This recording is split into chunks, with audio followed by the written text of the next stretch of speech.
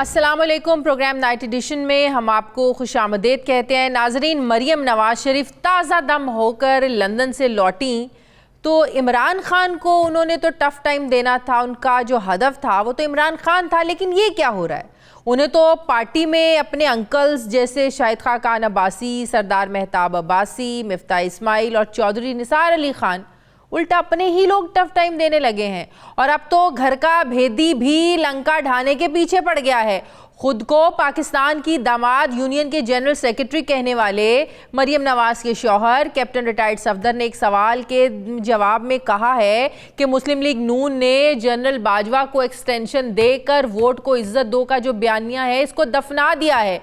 उन्होंने उस वक्त वोट देने वाले मुस्लिम लीग नवाज के लीडरों को मुजरिम करार देते हुए कहा है कि ये क्या बात हुई, टिकटों की लालच में लीडर के सामने आप बोल भी ना सके कि नहीं सर ये हमने बात नहीं करनी। नाजरीन, अब इसे इख्तलाफ राय कहें या पार्टी में बगावत की आवाज़, लेकिन ये हकीकत है कि कैप्टन सफदर फैमिली के अहम मेंबर हैं। कैप्टन सफदर के इस बयान की जो बुनियाद है ये वो दौर है जब मियां नवाज शरीफ को वजारत उज़्मा से हटाया गया तो मुस्लिम लीग नवाज ने उस वक्त की बाजवा इस्टेब्लिशमेंट को जिम्मेदार करार देकर सिविलियन बालादस्ती के लिए वोट को इज्जत दो का नारा लगाया, जिससे हकीकतन मरियम नवाज ने खासी मकबूलियत दिलाई। लेकिन फिर अचानक शहबाज शरीफ हुकूमत बनने से पहले इस नारे को दबा दिया गया।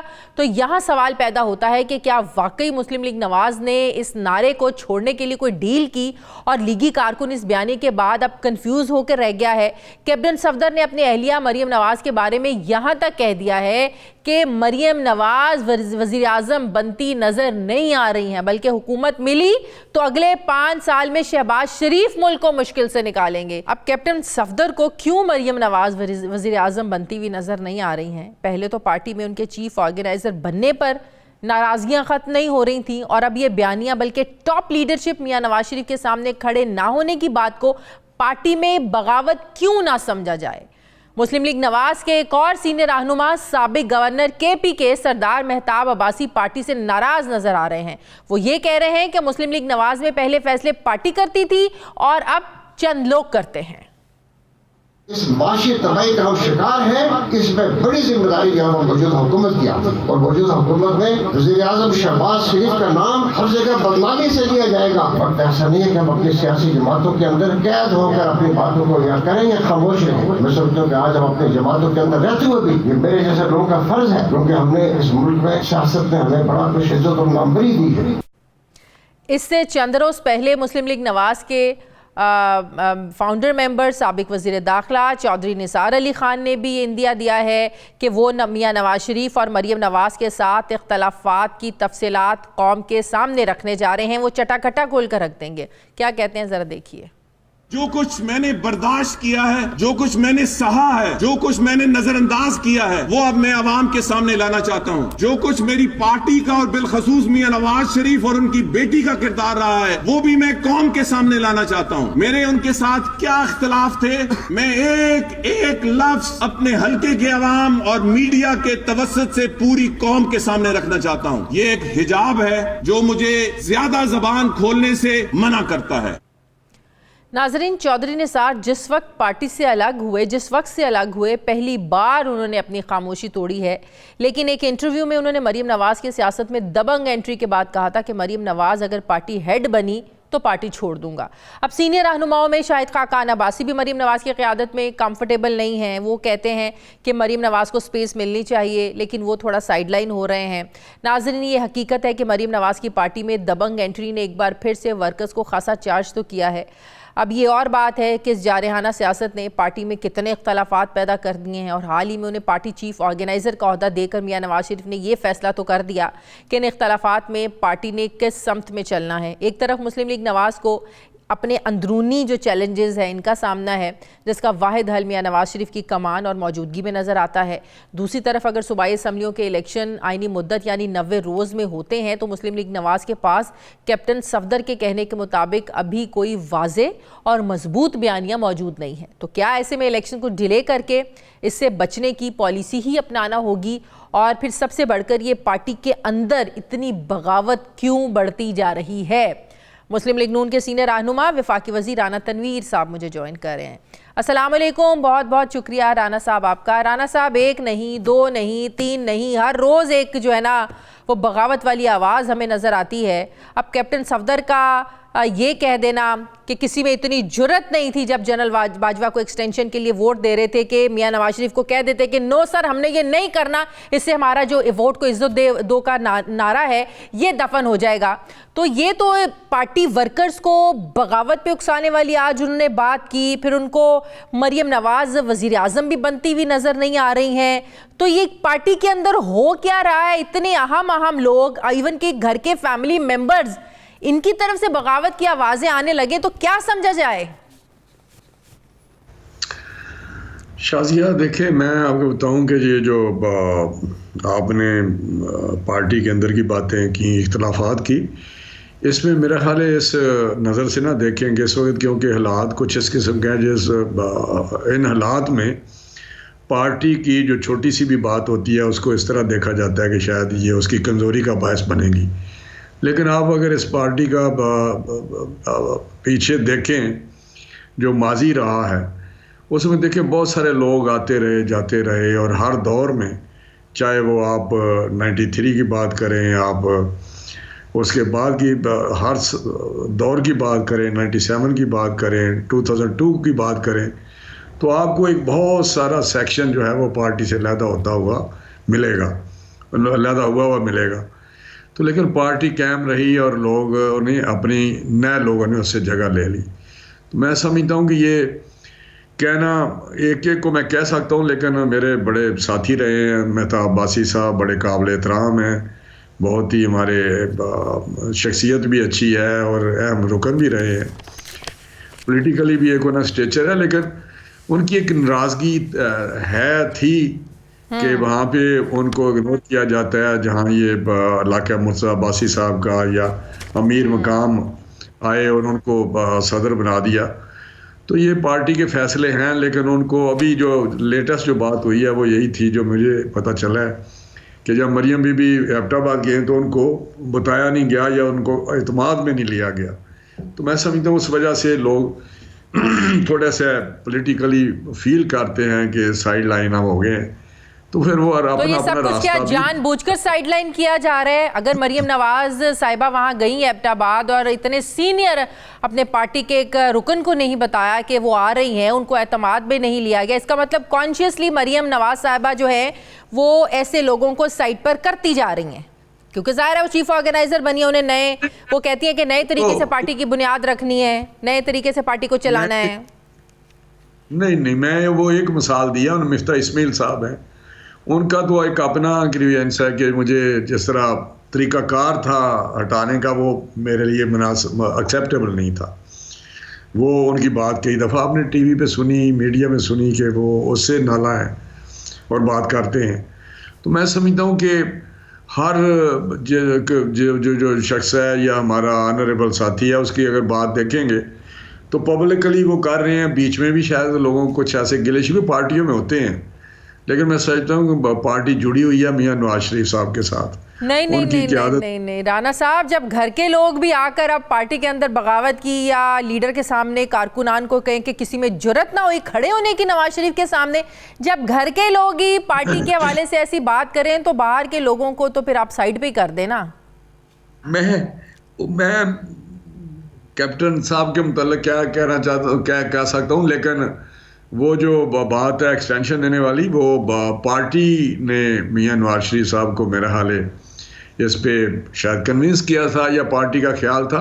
तो मियां साहब एक जमहूरी आदमी होते हुए उन्होंने शायद बात मान ली, लेकिन उनके लिए लेकिन क्या आप कैप्टन सफदर की बात से अग्री करते हैं कि जो वोट को इज्जत दो का एक बयानिया आपका था, जो एक नारा लगाया था नवाज शरीफ साहब को निकाले जाने के बाद, तो क्या ये बात बिल्कुल ठीक है कि उन्हीं जनरल साहब को एक्सटेंशन देकर, वोट देकर आपने वाकई उस नारे को दफन कर दिया? आप अग्री करते हैं कैप्टन सफदर की इस बात से? नहीं, मैं बिल्कुल नहीं एग्री करता। देखें, बात ये है कि आप अगर पाकिस्तान की पॉलिटिक्स जो है उसकी डायनेमिक्स देखेंगे तो थोड़े मुख्तलिफ हैं।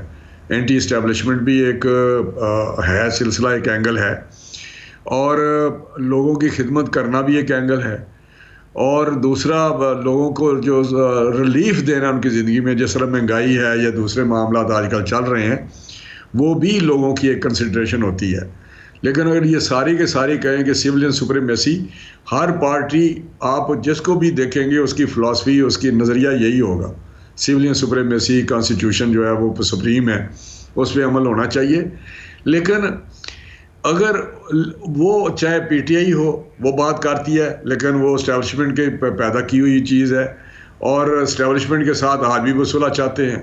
आज भी वो जब कोई रास्ता नहीं मिलता तो उनके ख़िलाफ़ तक बातें करना शुरू कर देते हैं। लेकिन अभी टाइम लगेगा इस फ़िलासफ़ी को या इस थिंकिंग को 100% मैच्योर होते हुए या इम्प्लीमेंट होते हुए हमारे यहाँ इलेक्टोरल प्रोसेस में। लेकिन इलेक्टोरल प्रोसेस जो है उसका सिर्फ बयानिए से तल्लुक नहीं है, और मामलात में भी है। मैं अगर आपको ये कहूँ, लेकिन कैप्टन सफदर ये भी तो कह रहे हैं ना कि अभी आप लोग इलेक्शन में, शायद वो कहते हैं 2025 में इलेक्शंस होंगे, इसलिए भी जाने नहीं चाहते आप लोग। क्या है क्या आप लोगों के पास इलेक्शन में जाने के लिए जो अवाम को रिलीफ देने की चीजें हैं? महंगाई इतनी ज्यादा है, वो आप लोग क्या कहेंगे कि आप लोग क्यों महंगाई को ओवरकम नहीं कर सके हैं?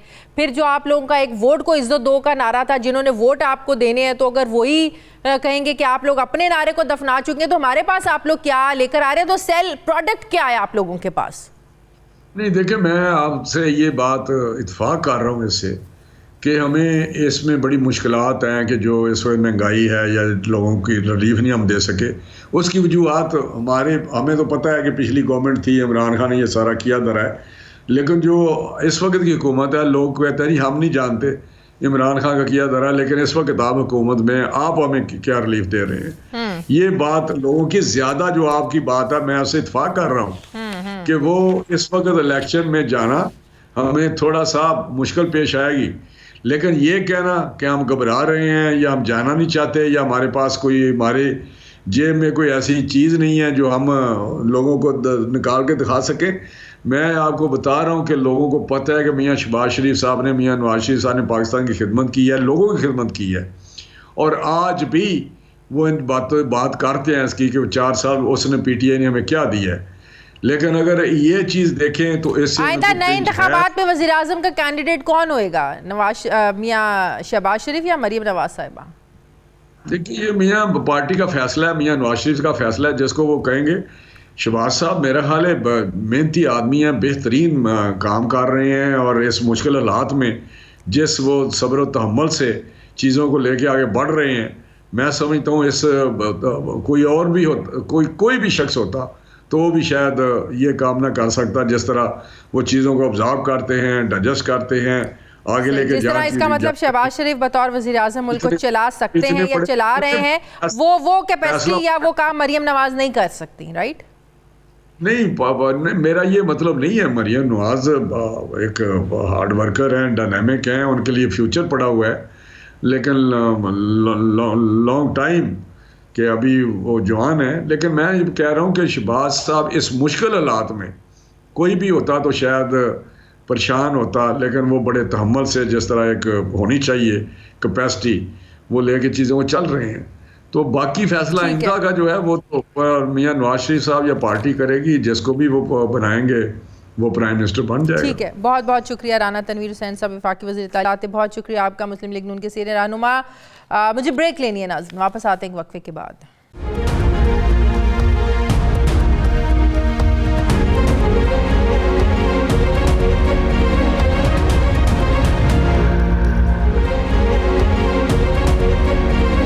ब्रेक के बाद एक बार फिर से आपको खुशामदीद कहते हैं नाज़रीन। क्या पाकिस्तान तहरीक इंसाफ कौमी असम्बली में राजा रियाज को हटाकर अपना अपोजिशन लीडर ला पाएगी?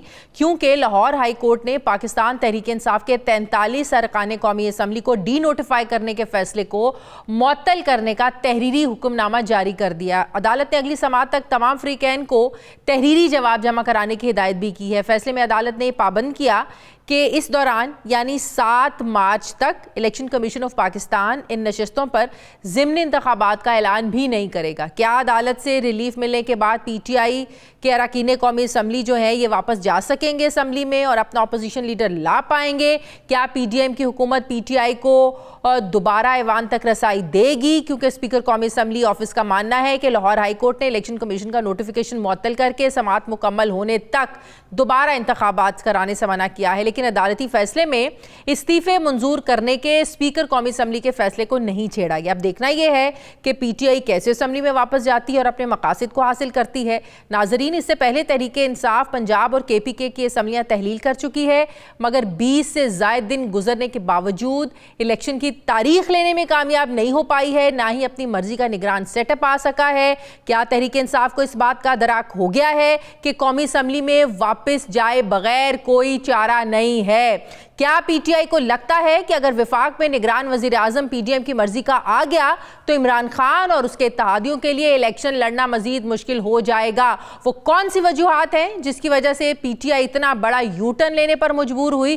क्योंकि एक वक्त था कि PTI की तरफ से सारे इस्तीफे फौरी मंजूर करने का मुतालिबा किया जाता था और फिर पाकिस्तानी कौम ने वो वक्त भी देखा जब स्पीकर राजा परवेज अशरफ ने मरहलावार इस्तीफे मंजूर करने शुरू किए तो PTI को अपोजिशन लीडर बनने का ख्याल आ गया, असम्बलियों में वापस जाने का ख्याल आ गया। अब एक तरफ पाकिस्तान तहरीक इंसाफ 16 मार्च और 19 मार्च को होने वाले कौमी असम्बली के ज़िमनी इलेक्शंस भी लड़ रही है और इसके साथ असम्बलीज में वापस भी जाना चाहती है। क्या PTI को यह एहसास हो गया है कि कौमी असम्बली से इस्तीफे देना इनकी सियासी सबसे बड़ी गलती थी जिसको अब वो दुरुस्त करना चाह रहे हैं? जो हालात पैदा हो चुके हैं, क्या इन्हें इस बात का दराक नहीं था कि कौमी असम्बली में वापस जाना नागुज़ीर हो जाएगा? मैं बात करूंगी साबिक वफाकी वजीर तहरीक इंसाफ के रहनुमा अली जैदी साहब से। अस्सलाम वालेकुम, बहुत बहुत शुक्रिया अली जैदी साहब आपका। अली जैदी साहब, इतनी कन्फ्यूजन हो जाती है कि एक तरफ जब PTI के लोग शोर मचाते हैं कि हमारे इस्तीफे मंजूर क्यों नहीं किए जा रहे हैं, फिर जब इस्तीफे मंजूर करने लगते हैं तो आप लोग इस पर भी एतराज़ उठाना शुरू कर देते हैं। इस्तीफे मंजूर हो गए तो फिर हाई कोर्ट में जाकर कहा जाता है कि इनको डी नोटिफाई किया जाए। ये चल क्या रहा है? 16 और 19 मार्च को इलेक्शंस होने जा रहे हैं, आपने भी उनमें से एक, आपकी भी सीट है, आपने भी इलेक्शन लड़ना है, दूसरी तरफ वापस जाना है। समझ में नहीं आ रही PTI चाहती क्या है?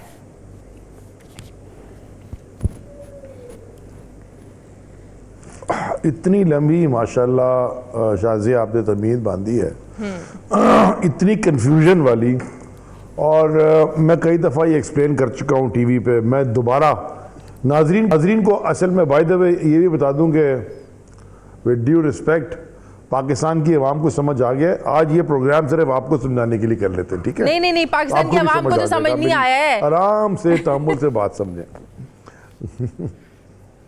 पाकिस्तान की आवाम को बिल्कुल समझ आ गया था और पाकिस्तान की आवाम को इतना समझ आ गया था कि उनको ये पता था कि खान साहब एक सीट पे 9 सीटों पे खान साहब खुद इलेक्शन लड़ रहे हैं, उसके बावजूद 8 सीटों पे पाकिस्तान की आवाम ने ये जानते हुए कि असेंबली में नहीं जाएंगे 8 सीटें उनको जितवा दी। बड़ा क्लैरिटी से उनको समझ आ गया था। मैं आपको भी समझा देता हूँ, जरा पहले समझ लें, आराम से सुन लें, चाय पिए और समझें। हाँ, हमने जब ये रजीम चेंज ऑपरेशन हुई जिसका बाजवा साहब अपने दोस्त के थ्रू मीडिया में आजकल बता रहे हैं कि उनका क्या रोल था, अखबार वो लिखते रहते हैं, वो उनके दोस्त जावेद चौधरी साहब, कल भी कुछ उन्होंने लिखा। हमें इसकी समझ आ गई पड़ी थी पूरी, और हमने इस रजीम चेंज ऑपरेशन का हिस्सा बनना ही नहीं था।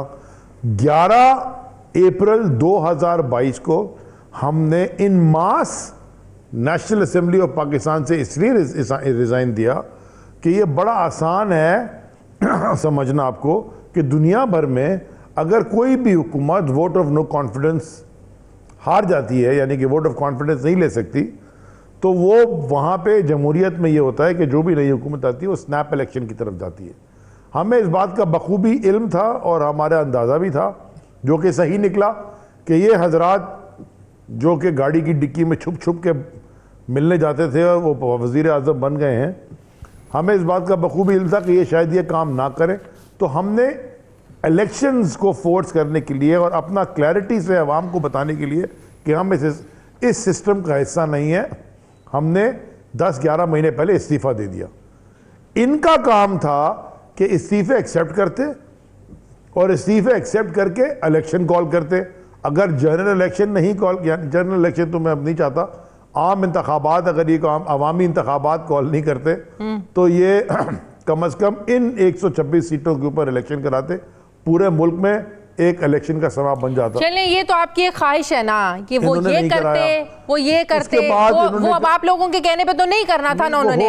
अगर आप लोगों को इतना अंदाजा था, सुने ना, अगर आपको इतना अंदाजा था कि नए इलेक्शंस नहीं कराएंगे तो फिर आपको इस प्लेटफॉर्म पे रह के अवाम के लिए लड़ना चाहिए था। नैब कवानीन जब मंजूर हो रहे थे, जो आप लोग कहते हैं कि उन्होंने अपने हक के लिए सब कुछ कर लिया, उसको आपको अपोज करना चाहिए था। आपको ऑपोजिशन में रहते हुए इनको टफ टाइम देना चाहिए था। अभी आप लोग किस लिए फाइट कर रहे हैं? क्योंकि आप लोगों को पता है निगरान सेटअप आना है, तो हमारी जाहिर है उसमें शमूलियत जरूरी है। अब आप लोग अपना ऑपोजिशन लीडर लेके आना चाहते हैं, तो सब कुछ चीजें रिवर्स हो रही है ना। जो काम आपको पहले करना चाहिए था वो आप लोग अब करने जा रहे हैं। डिफरेंस ये है।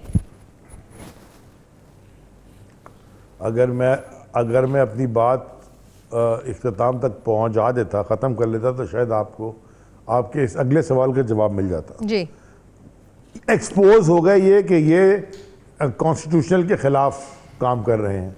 इन्होंने वायलेशन की कॉन्स्टिट्यूशन की, इलेक्शन ना करवा के। उसके बाद हमने कहा कि भाई ये इलेक्शन नहीं करवा रहे। जब हम गए वहाँ के ये इलेक्शन करवाएं, फिर नहीं कराए। फिर हमने इनको कहा कि अच्छा, फिर पंजाब में इन्होंने बाई इलेक्शन करा दिए। पंजाब में हम बाई इलेक्शन जीत गए, यानी कि मेजॉरिटी सीट जीत गए। उसके बाद पंजाब में हमारी हुकूमत आ गई। KPK में ऑलरेडी हमारी हुकूमत थी, गिलगित बल्तिस्तान में और आज़ाद कश्मीर में हुकूमत है। अगर हम पावर पॉलिटिक्स कर रहे होते तो हम पंजाब से भी इस्तीफ़ा नहीं देते। KPK से, जहाँ पे हमारी मेजॉरिटी है, 2/3, वहाँ से भी इस्तीफ़ा नहीं देते। और हुकूमत, ये नेशनल असम्बली में भी बैठे रहते। और वो हम चाहते हैं इस मुल्क में आज़ाद मुनसिफाना इंतखाबात। इसके लिए हमने ये सारे स्टेप्स लिए कि हम असम्बलियों का हिस्सा नहीं रहेंगे, ताकि मुल्क इलेक्शन की तरफ चला जाए। वैसे ही अगर ये इलेक्शन कॉल कर रहे हैं, जैसे आपने दुरुस्त फरमाया, KPK और पंजाब में नहीं कॉल कर रहे, again violation of the constitution, यानी कि खुल open violation of the constitution दोनों गवर्नर्स कर रहे हैं। तो ये एक्सपोज हो गए कि ये कानून इनके नज़र में कुछ भी नहीं है। ये कानून तोड़ के ये समझते हैं कि इनके बाप का मुल्क है, जो मर्जी करना चाहें कर लें। अब आप आ जाएं, हम वापस क्यों जा रहे हैं? अब जब 10-11 महीने पहुंचने के बाद असेंबलियों से उन्होंने हमें इस्तीफे कबूल नहीं किए, हमने कहा ठीक है जी, अब हम अगर नहीं कर रहे तो चलिए वापस ऑपोजिशन लीडर हम फिर चेंज करते हैं, क्योंकि केयर टेकर सेटअप का वक्त आ गया है। अभी तक तो इलेक्शन हो जाना चाहिए थे।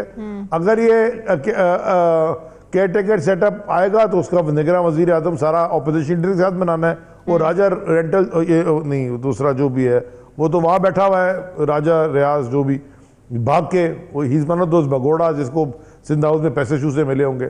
सो देयरफॉर अब हमने जब वापस जाने की बात की, ओ ये डर गए। इन्होंने कहा जल्दी जल्दी इस्तीफे मंजूर करो। अब आप मुझे बताइए, ये जो असेंबली के स्पीकर साहब हैं, इनका रिटन खत है, मेरे पास भी आया हुआ है, कि भाई साहब जब तक आप आके प्रेजेंट नहीं होंगे मैं असेंबली के इस्तीफे एक्सेप्ट नहीं करूंगा। अच्छा जी, हम तो प्रेजेंट नहीं हुए, अब हम जब जा रहे हैं तो ये इस्तीफे एक्सेप्ट कर लें।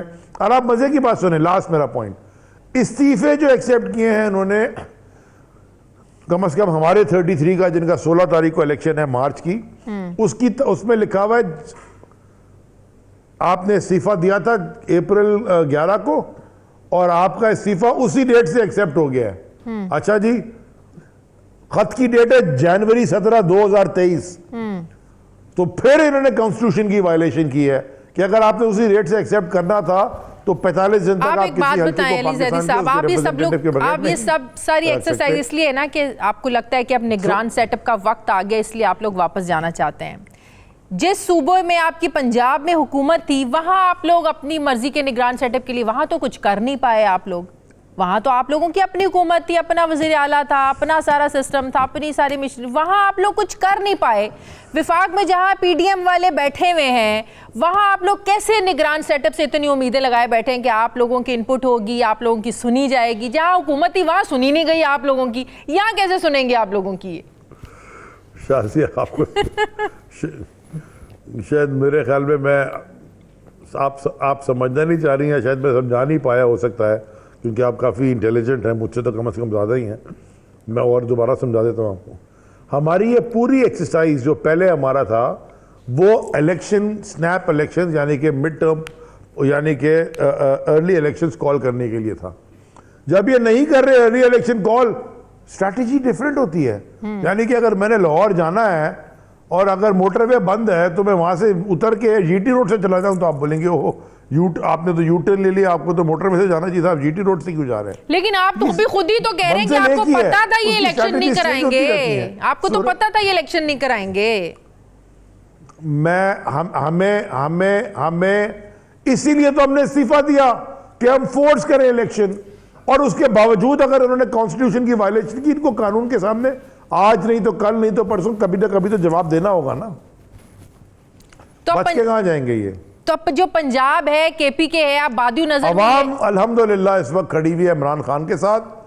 अवाम अल्हम्दुलिल्लाह इमरान खान साहब के साथ और तहरीक इंसाफ के साथ।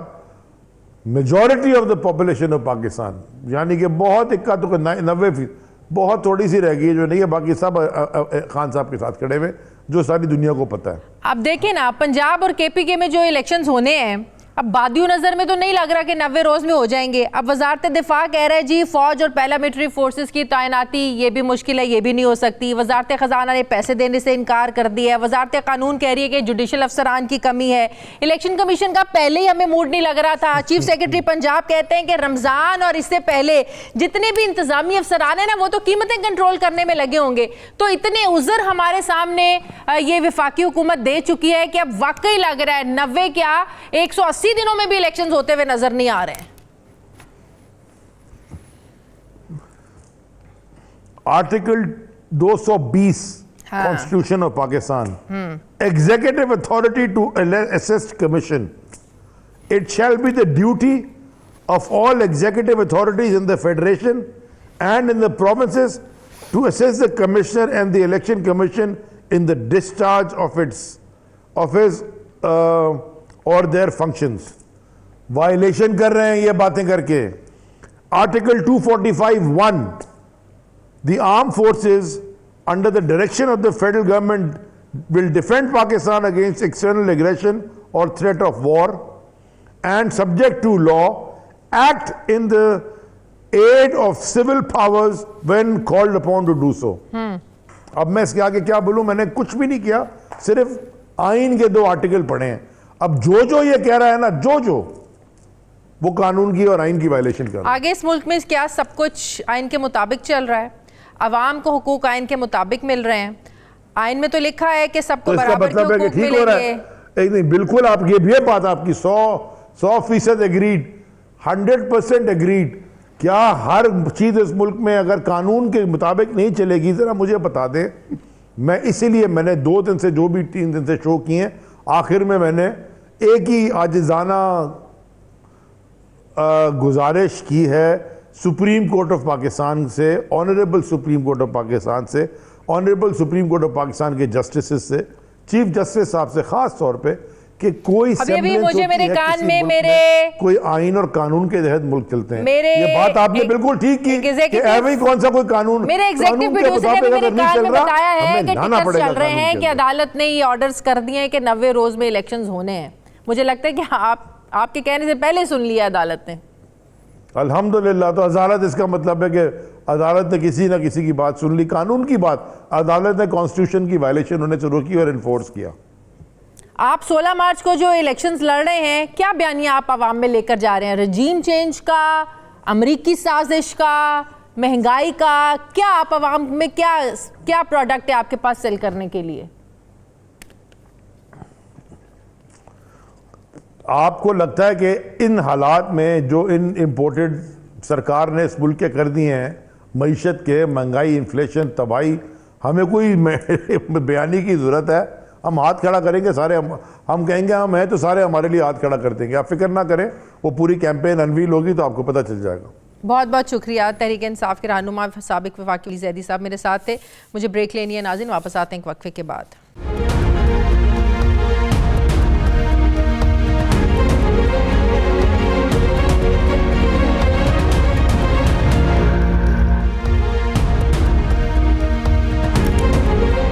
ब्रेक के बाद एक बार फिर से आपको खुशामदीद कहते हैं। नाजरीन, 10 रोज़ा मुज़ाकरात के बावजूद IMF माना नहीं माना, अभी ये सवाल क्लियर नहीं हो पा रहा है और IMF जो वफ्द है ये बग़ैर किसी मुआहदे के वापस चला गया है, जिसके बाद बहुत सारे सवालात उठना शुरू हो गए हैं।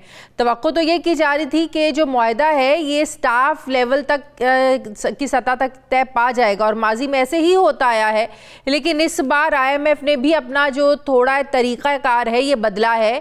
अब वर्चुअल मुज़ाकरात फिर पीर से शुरू होंगे और एक बार फिर हुकूमत खुसूसन वज़ीर ख़जाना ने ये उम्मीद जाहिर की है कि स्टाफ लेवल मुआहदा हो जाएगा। तो सवाल है, जब टीम यहाँ पर मौजूद थी तो मुआहदा क्यों नहीं हुआ? ऐसी कौन सी बातें थी जो आप IMF से नहीं मनवा पाए या IMF आपसे नहीं मनवा पाया? अभी डूमोर की सूरत में IMF पाकिस्तान से मज़ीद चाहता क्या है? तो नाजरीन, IMF मज़ीद 170 अरब रुपए के टैक्सेस लगाना चाहता है और ये जून से पहले लगाना ज़रूरी है। उसके बाद एक मिनी बजट लाया जा सकता है। IMF ये चाहता है कि पेट्रोल को कम से कम मज़ीद 10 रुपये महंगा किया जाए, जिसके लिए वज़ीर ख़जाना ने कहा कि 1 मार्च और 1 अप्रैल को 5-5 रुपये पेट्रोल मज़ीद महंगा कर दिया जाएगा। यानी 5 रुपये मार्च में आप बढ़ा देंगे और 5 रुपये अप्रैल में बढ़ा देंगे तो 10 रुपये बढ़ जाएगा। यानी जो कीमत आज 250 है, ये कीमत 260 रुपये फ़ी लीटर होने वाली है। IMF मज़ीद ये चाहता है कि जो जनरल सब्सिडीज़ हैं, यानी जो रियायतें दी जाती हैं हुकूमत की तरफ से, इनको भी ख़त्म किया जाए और टारगेटेड सब्सिडीज़ दी जाएँ। IMF चाहता है कि एनर्जी सेक्टर में रिफॉर्म्स लाई जाएँ। IMF ये भी चाहता है कि खसारे ख़त्म किए जाएं और इसके लिए भी ज़ाहिर है खसारों को ख़त्म करने के लिए टैक्सेस लगाना होंगे। अब नाजरीन, इन मुज़ाकरात की तैयारी के लिए हुकूमत पाकिस्तान ने बिजली महंगी की, गैस महंगी की, पेट्रोल पहले ही महंगा हो चुका है, नए टैक्सेस लगा दिए, हत्ता कि रियासत बचाने के लिए अपनी सियासत कुर्बान करने का भी ये जो PDM की हुकूमत है ये नारा लगा चुकी है। लेकिन ये सब कुछ IMF के नुमाइंदों को कायल नहीं कर पाया। अब मज़ीद डूमोर पर अमल करना होगा और जैसे जैसे वो कहें उनकी मानना पड़ेगी, क्योंकि मुल्क में हर सूरत डॉलर चाहिए, हमें पैसे चाहिए, जिसके रिजर्व्स 3 अरब डॉलर से भी अब कम रह गए हैं, जो कि पाकिस्तान की तकरीबन 3 हफ्ते की ख़रीदारी को सिर्फ पूरा कर सकते हैं। हुकूमती टीम का ये मानना है कि IMF के साथ माजी की गई शराइत पर अमल नहीं किया गया, जिसकी वजह से अब वो पहले चाहते हैं कि उन तमाम शराइत पर अमल किया जाए जो पहले किए गए मुआहदे में मौजूद थी, यानी माली बेज़ाब्तगियों को दूर किया जाए। गुज़श्ता रोज़ डार साहब ने कौम को ये बताया कि मुज़ाकरात का फ़ाइनल राउंड चल रहा है, जल्द खुशखबरी देंगे। फिर आज भी वज़ीर ख़जाना डार साहब सुबह पाकिस्तानियों को खुशखबरी देने की बजाय कौम पर मिनी बजट बम गिराने का और उन्होंने प्लान दे दिया। क्या कहा आज डार साहब ने, ज़रा देखिए। 170 अरब के जो फिस्कल वेजेस हमें टैक्सेस लगाने होंगे और हमारी हद्दुल इम्कान यही कोशिश है कि कोई ऐसा टैक्स न लगे, कॉमन आदमी के ऊपर बोझ न बने। पेट्रोलियम सेक्टर, उसमें गैस के सर्कुलर डेट में फ्लो को हमने जीरो करना है जी। पेट्रोलियम डेवलपमेंट लेवी की जो कमिटमेंट है वो इस वक्त जो है तकरीबन पूरी हो चुकी है। जो अनटारगेटेड सब्सिडीज है उसको हम मिनिमाइज करें। फेडरल काबीना और जो प्रोसेस है उसके जरिए जो हमारी तय हुई है इंशाल्लाह हम उसको इम्प्लीमेंट करेंगे। अब इस बहरान से निकलने के लिए पाकिस्तान के पास इस वक्त कोई ऑप्शन नहीं है, लिहाजा IMF की मुश्किल बल्कि मुश्किल तरीन शराइत भी अब मानना पड़ेंगी, जिसके 3 किस्म के असरात पड़ेंगे: महंगाई, महंगाई और महंगाई। हुकूमती पार्टी के रुकन और साबिक वज़ीर ख़जाना मिफ्ता इस्माइल तो अभी भी वज़ीर ख़जाना इसहाक डार की जो एफ़र्ट्स हैं उससे वो मुतमईन नज़र नहीं आते हैं। उनका ये मानना है कि उनकी जगह किसी इकोनॉमिस्ट को ही वज़ीर ख़जाना बनाया होता तो आज ये हालात ना होते। इस वक्त वो मुस्लिम लीग नून वर्सेस मुस्लिम लीग नून चल रही है। अब कर्ज प्रोग्राम की बहाली के लिए पाकिस्तान के साथ मज़ीद वर्चुअल मीटिंग्स होंगी, जिसमें मज़ीद चंद दिन लग सकते हैं। पाकिस्तानी मईशत इस वक्त जो है वो बड़े ख़राब हालात पर चल रही है। महंगाई के तूफ़ान से आवाम के लिए अपने घर की ज़रूरियात को, एक वक्त की रोटी को पूरा करना एक मुश्किल हो चुका है। पेट्रोल महंगा होने की वजह से शहरियों को मिल नहीं रहा है। पेट्रोल पंप्स मालिकान ने पेट्रोलियम मसनूआत की कीमतों में मुतवक्के इजाफे के लालच में पेट्रोल ही गायब करना शुरू कर दिया है। ये जो कोई पहली दफ़ा नहीं हो रहा है। इस तरह का जो मसनूई बहरान है ये हमेशा पैदा किए जाते हैं। हुकूमत के दावों के बावजूद गवर्नमेंट रिट कहीं नज़र नहीं आ रही है, एलसीज खुली नहीं है, जिसकी वजह से जो अद्वियात का बहरान है ये भी अब सर उठा रहा है। छोटी बड़ी फैक्ट्रीज तेज़ी से बंद हो रही हैं, लोग बेरोज़गार हो रहे हैं। वज़ीर आज़म शहबाज शरीफ मुल्क की तारीख की जंबो एक जो कैबिनेट है वो रखने के बावजूद भी आवाम को कोई रिलीफ नहीं दे पा रहे हैं। शायद ही कोई दिन ऐसा गुजरता हो कि हमें खबर ना मिलती हो कि नया मुशीर का इजाफा नहीं हुआ कैबिनेट में या नए वजीर का इजाफा नहीं हुआ इनकी कैबिनेट में। तो सवाल ये उठता है कि जब गवर्नेंस ही नहीं है तो फिर इतनी बड़ी काबीना का काम क्या है? क्या गरीब आवाम पर ये शहाना तर्ज हुक्मरानी क्या ये जेब देता है? इतने खर्चे अफोर्ड कर सकते हैं ये गरीब आवाम? क्या IMF बोर्ड की मंजूरी के बाद पाकिस्तान को 1.2 अरब डॉलर की किस्त मिलने से मुल्क की मईशत ट्रैक पर आ जाएगी या सिर्फ एक सांस आएगी? क्या IMF की सारी कड़वी गोलियां सिर्फ आवाम को ही निगलना पड़ेंगी या हुक्मरानों को भी कोई कुर्बानियां देनी पड़ेंगी? मैं बात करूंगी माहिर माशरा डॉक्टर फ़ारूक सलीम साहब मुझे ज्वाइन करें। अस्सलाम वालेकुम, बहुत बहुत शुक्रिया डॉक्टर साहब आपका। डॉक्टर साहब 10 रोज़ा मुज़ाकरात के दौरान बड़ी एक उम्मीद की किरण नज़र आई थी कि जो एक मईशत का इतना ख़राबी चल रही है, IMF से शायद हमें पैसे मिल जाएं, मुज़ाकरात कामयाब हो जाएं। अगर IMF आया है तो ज़ाहिर है पाकिस्तान को उनकी शराइत मानना पड़ेंगी। स्टाफ लेवल तक भी हम मुआहदा उनसे तय नहीं कर पाए। आपको कुछ वजह समझ में आती है? क्या इन्फॉर्मेशन है आपके पास? देखिए, इस वक्त मॉडल्स हमारे सामने दो मिसालें हैं, एक श्रीलंका की और एक बांग्लादेश की। श्रीलंका के पास कोई 2 अरब डॉलर के ज़खायर बचे थे और फिर वो डिफ़ॉल्ट में चला गया और डिफ़ॉल्ट के बाद फिर वो भागा IMF के पास। तो या तो आप डिफ़ॉल्ट से पहले IMF के पास चले जाएं या डिफ़ॉल्ट के बाद IMF के पास चले जाएं, जाना IMF के पास ही। बांग्लादेश ने अक्लमंदी ये की कि उनके 44 अरब डॉलर के जो ज़खायर थे, जब वो कोई 33 अरब डॉलर के करीब आए हैं तो वो भागे हैं IMF के पास और पिछले हफ्ते उन्होंने कोई 4.7 अरब डॉलर का एक पैकेज IMF के साथ साइन कर दिया। अब दो चीजों में तफरीक कर लें, एक दस्तावेज डॉक्यूमेंट और एक मुआहदा। जो MEFP जिसका जिक्र कल से चल रहा है, जो मेमोरेंडम है इकोनॉमिक फाइनेंशियल पॉलिसीज का, वो एक दस्तावेज है, वो एक डॉक्यूमेंट है। उसमें लिखा जाता है कि पाकिस्तान की माशी पॉलिसीज क्या होंगी, हुकूमत ने किस किस्म के वादे किए हैं, किस किस्म की कमिटमेंट्स की हैं। मुआहदा जो है जिसकी तरफ आप इशारा कर रही हैं वो है SLA, स्टाफ लेवल एग्रीमेंट। तो हमारे पास दस्तावेज जरूर है, उन्होंने शेयर कर ली, लेकिन वो SLA जो एग्रीमेंट है वो नहीं हुआ।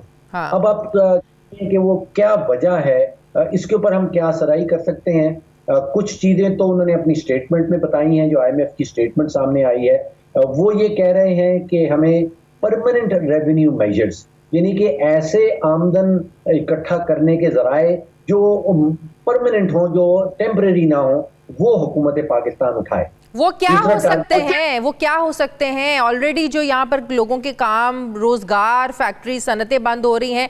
परमानेंट एक टैक्स ही है जो आज तक हम और आप जैसे लोग दे रहे हैं। इसके अलावा परमानेंट इनकम क्या आपकी हो सकती है? क्या सोर्स हो सकता है? कारोबार तो ऑलरेडी बंद हो रहे हैं डॉक्टर साहब।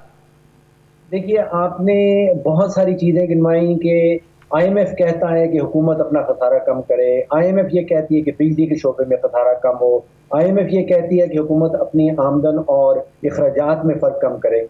एक लम्हे के लिए आप सोचिए कि IMF दुनिया में एग्जिस्ट नहीं करता, IMF नहीं है, तो क्या ये हमारे अपने मुफाद में है कि हुकूमत अपने अखराजात और आमदन में जो डिफरेंस आ रहा है, जो गैप आ रहा है, जो खला आ रहा है, उसको दूर करे? क्या ये हमारे अपने मुफाद में है कि बिजली के शोबे में जो 685 अरब रुपए का हमने नुकसान कर दिया है वो हुकूमत बंद करे? क्या ये अपने हमारे मुफाद में नहीं है कि जो गैस के सेक्टर में गर्दिशी कर दे कहीं 1500 अरब पे पहुंच गए हैं, उनको हम खत्म करें?